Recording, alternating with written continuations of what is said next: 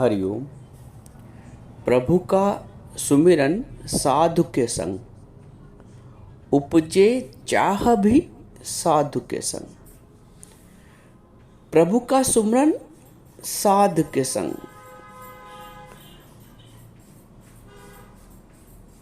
उपजे चाह भी, और चाह भी जो उपजती है वो साधु के संग। तो हम ये देखें हमारे इर्द गिर्द दायरा क्या है। कबीर संगत साधु की तो साहिब आवे याद। नानक जी ये कहते हैं कि प्रभु का सिमरन साधु के संग, उपजे चाह भी साधु के संग। कबीर कहते हैं कबीर संगत साधु की तो साहिब आवे याद। अब यहां संगत की व्याख्या की गई है। संगत के प्रभाव का महत्व बताया गया है। हम रोज सत्संग नियम से सुनते हैं, भाव भी है, वचनों के प्रति समर्पण भी है, परंतु जो 24 घंटे का हमारा जो सर्किल है, जो दायरा है, वो कैसा है? क्या हम उपचार के साथ परहेज भी करते हैं? उपचार से अधिक परहेज का महत्व है। उपचार से अधिक परहेज का महत्व है।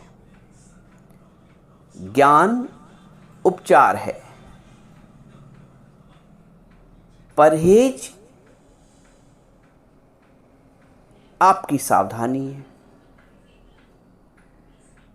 सावधानी, अब चिकित्सक ने आपको सावधान रहने को कहा कि तेल, मिर्च, मसाला, खट्टा ना खाइएगा। औषधि के साथ, दवा के साथ उसने आपको सावधानी भी बताई, परहेज भी बताया। मात्र दवा से निरोगी नहीं हो पाएंगे, उसके साथ परहेज भी। तो जो सच्चा गुरु है वो सच्चा ज्ञान देने के साथ ही सात्विक परहेज कराता है, सात्विक वातावरण का निर्माण करता है। आप कहेंगे कि ये संभव नहीं हो पाता है, मेरी वृत्ति है परमात्मा में लेकिन मेरे घर वालों की तो नहीं है। तो हम साध संगत कैसे करें? ये आपका प्रश्न है, हो सकता है। कबीर संगत साधु की तो साहिब आवे याद।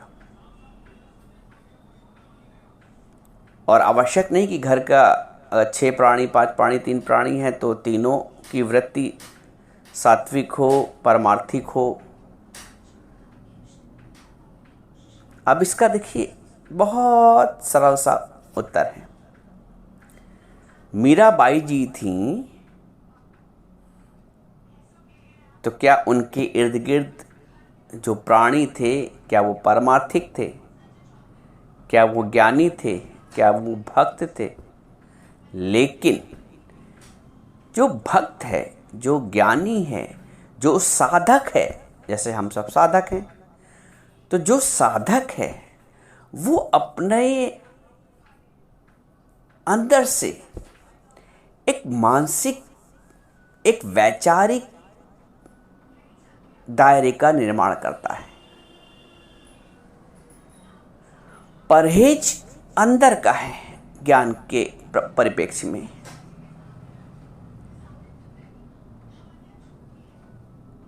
ज्ञान से पहले मान लीजिए बात करने की बहुत आदत थी, बहुत बात मुंह चलता था, बात करने का बहुत। ज्ञान कहता है कि मौन में रहो, मौन है सौन, स्वर्ण के समान है। भगवान कहते हैं मौन मेरा एक रूप है, मौनम चैवासम गुह्या नाम। गूढ़ भाव में मौन मेरा एक स्वरूप है, मैं मौन हूँ, भगवान कहते हैं। तो वो मौन मन का होना चाहिए। मन का मौन होगा तो जिह्वा का भी मौन हो जाएगा। परहेज, यदि हम अधिक बोलते हैं, घर में अधिक टोका टाकी करते हैं, उस टोका टाकी से वातावरण भी नकारात्मक बनता है और कोई मानता भी नहीं। वहाँ पे नियंत्रण, वहाँ पे परहेज, वहाँ पे सावधानी। दिन भर में आप 10 बार बोलोगे अनावश्यक, प्रयास करोगे तो 10 का 8 होगा, 7 होगा, 6 होगा, 5 होगा, 3 होगा, एक दिन समाप्त, स्थिरता आ जाएगी। एक एक अवगुण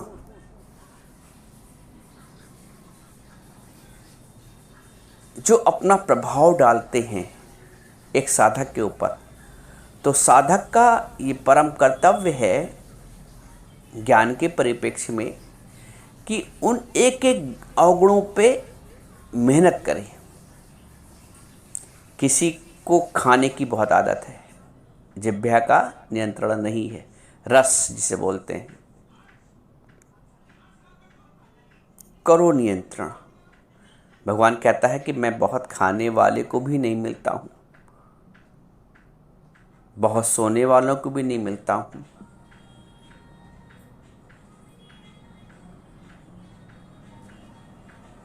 रस, जब जनक जी ने अष्टावक्र जी से पहला प्रश्न पूछा तो उसके उत्तर स्वरूप में अष्टावक्र जी ने यही कहा जनक जी से, विषयान विश्वत्यज। ये जो विष हैं, ये जो विषय हैं, ये विष के समान है। विषय क्या है? शब्द, किसी के शब्द, हमारे शब्द किसी को लग गए, किसी के शब्द हमको लग गए। एक वचन औषधि करत है, एक करत है घाव। वचन संभाल के बोलिए, वचन के हाथ ना पाओ। ये है शब्द पे नियंत्रण। पहला विषय में जो पहला नाम आया है वो शब्द का आया है। आज के कहे हुए शब्द किसी को 20 साल बाद भी पिंच कर जाते हैं, इतना गहरा घाव होता है शब्दों का। तो बोलते हैं वचन संभाल के बोलिए, वचन के हाथ ना पाऊं। एक वचन औषधि करत, एक करत है घाव। और कोई प्यार के बोल आप किसी से बोल दो तो वो भी उसको जीवन भर याद रहता है कि फलानी ने मेरे साथ इतना मधुर वार्ता की थी, प्यार से समझाया था बहुत, मम्मी ने, मुझे आज भी याद है।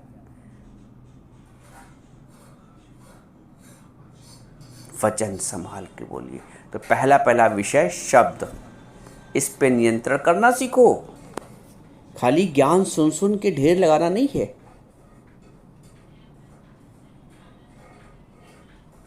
स्पर्श, दूसरा विष या विषय।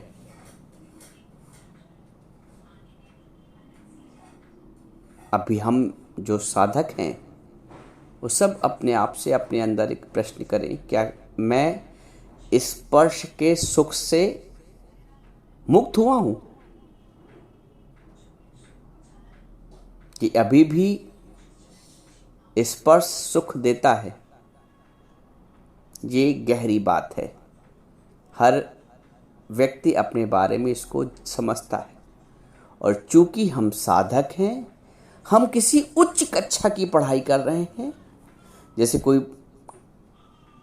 विद्यार्थी या बच्चा है, जितनी ऊंची पढ़ाई करता है उसको उतना ही श्रम करना पड़ता है, उतना ही दुनिया की बातों से बचना पड़ता है, इधर उधर जाने से बचना पड़ता है, क्योंकि वो अधिक से अधिक समय अपने अध्ययन को देना चाहता है।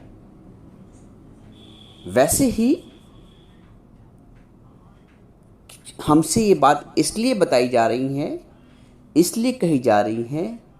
दुनिया के लोगों से ये बात नहीं कहेंगे कि तुम स्पर्श का सुख ना लो, वो तो मानेंगे क्या, सुनेंगे भी नहीं, ना उनसे कहा जाएगा। हमसे आपसे ये सब बातें कही जा रही है क्योंकि हम एक शुद्धतम, एक सर्वोत्तम पथ के पथिक हैं। सर्वोच्च पथ, सर्वोच्च मंजिल को जो पथ जाता है उसके पथिक हैं। इसलिए हमारे लिए सब बातें हैं। तो बच्चों,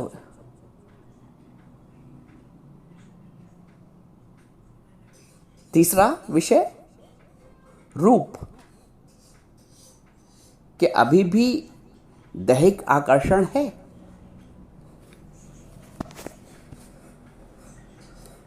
दैहिक आकर्षण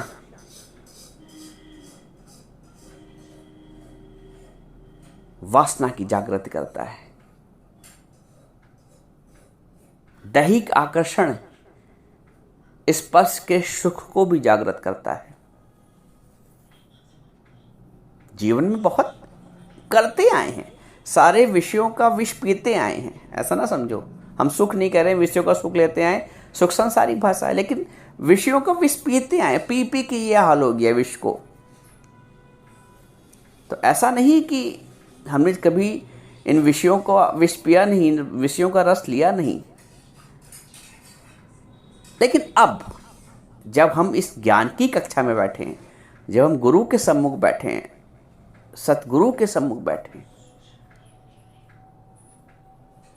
सर्वोच्च ज्ञान की कक्षा में बैठे हैं, तो हमें इन विषयों से परहेज करना पड़ेगा। शब्द, स्पर्श, रूप, रस। वही बात आ गई रस जिह्वा का। मछली को एक रस होता है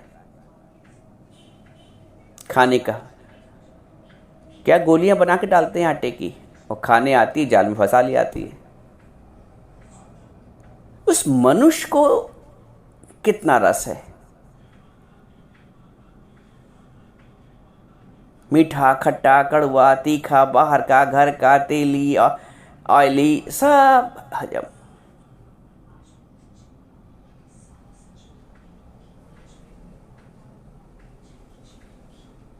रस, हम उसके बिना रह नहीं पाते।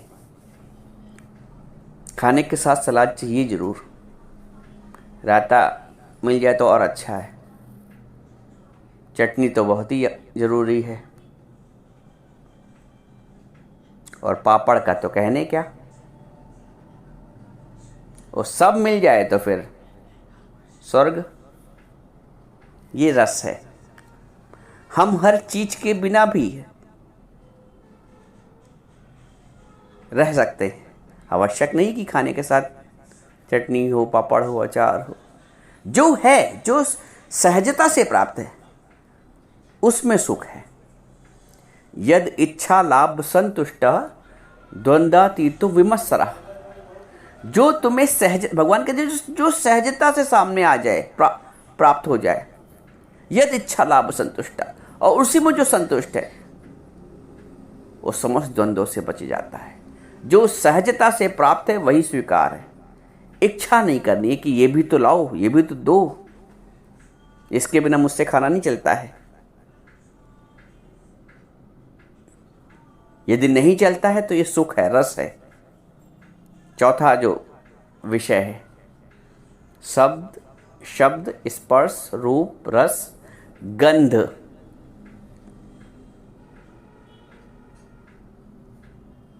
ये भी एक विषय है, ये भी एक विष है। और विष की जरूरी नहीं पूरी बोतल काम करेगी, एक बूंद ही विष अपना काम कर जाता है। तो आप कहते हैं हमने जरा सी इच्छा कर ली तो क्या हुआ? वो जरा सी इच्छा भी वो विष है।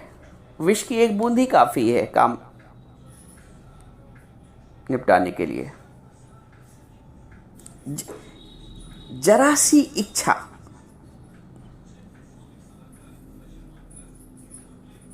इच्छा है इतनी बली, तुझे घुमाए गली गली। इस इच्छा के लिए न जाने कितने यत्न किए जाते हैं, इच्छा की पूर्ति के लिए। और गुरु कहता है, जिस जीव को चाह नहीं सो शाहों का शाह। जिस जीव को चाह नहीं,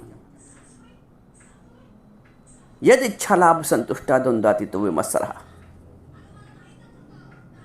जो सहजता से प्राप्त उसमें संतुष्ट है। तो जीवन में जो कुछ भी सहजता से आपको प्राप्त हो रहा है उसमें संतुष्टि का गुण आना चाहिए। ये साधक का सबसे बड़ा कर्तव्य है। सिर्फ ज्ञान सुन सुन के ढेर मत लगाओ। सतोगुण अहंकार को ना पनपने दो कि मैं रोज सत्संग सुनती हूँ, मैं रोज सत्संग जाता हूँ, और आने और जाने से लाभ नहीं। डॉक्टर के आप रोज आओ जाओ, चक्कर लगाओ, लेकिन दवा उसकी खानी पड़ेगी, सेवन करना पड़ेगा। तो सत्संग आने और जाने से आपका पुरुषार्थ तो हो रहा, सात्विक अच्छा है। लेकिन जब हम गुरु के वचन पीते हैं, वचन गुरु के धोए धोए पी, यानी समझ समझ के पियो उसको। अर्प गुरु को अपना जी और अपना जीवन जीव भाव अहंकार गुरु को दो। हमारे गुरु जी बोलते हैं आशीष, आशीष का मतलब होता है आओ और शीश दो अपना गुरु को, और बदले में ईश ले जाओ। आओ और शीश दो अहंकार का, और बदले में उसके ईश ले जाओ। ये सच्चा सौदा, ये खरा सौदा है, ये खरा सौदा है। तो खरा सौदा करो, ज्ञान को अमली जामा पहनाओ।